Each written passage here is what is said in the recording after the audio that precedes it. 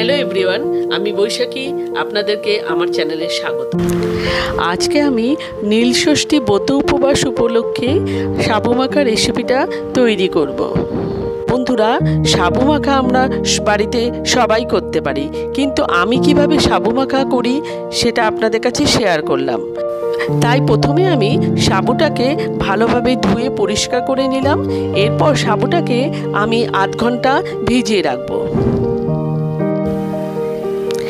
এরপর দেখুন বন্ধুরা, ভেজানোর পর সাবুটা ফুলে গেছে। এরপর আমি দুটো কাঁঠালি কলা নিয়ে নিয়েছি, সেটা ছাড়িয়ে কাঁঠালি কলাটাকে দিয়ে দিলাম। কাঁঠালি কলাটা একটু ম্যাশ করে নিলাম।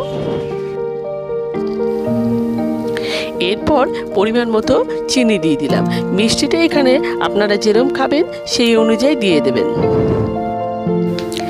এরপর দুধ দিয়ে দিলাম। জাল দেওয়া দুধ আপনারা এখানে ব্যবহার করতে পারেন, তবে উপবাসে কাঁচা দুধ ব্যবহার করলে ভালো লাগবে। যেটা আপনাদের পছন্দ সেই অনুযায়ী আপনারা দেবেন।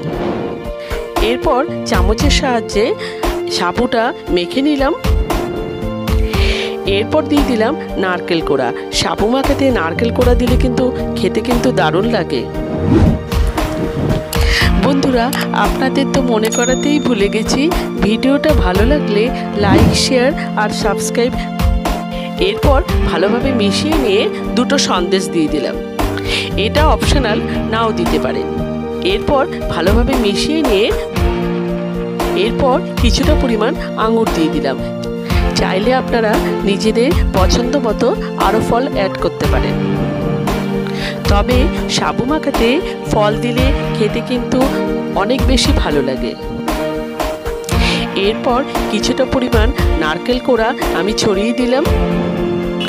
বন্ধুরা, যে কোনো উপবাসেই হোক বাড়িতে আপনারা এটা ট্রাই করবেন, আশা করি ভালো লাগবে। আপনারা যারা আমার ভিডিওটা যে যেখান থেকে দেখছেন তাদের পাশে থাকার অনুরোধ রইল। Till then, take care, bye by.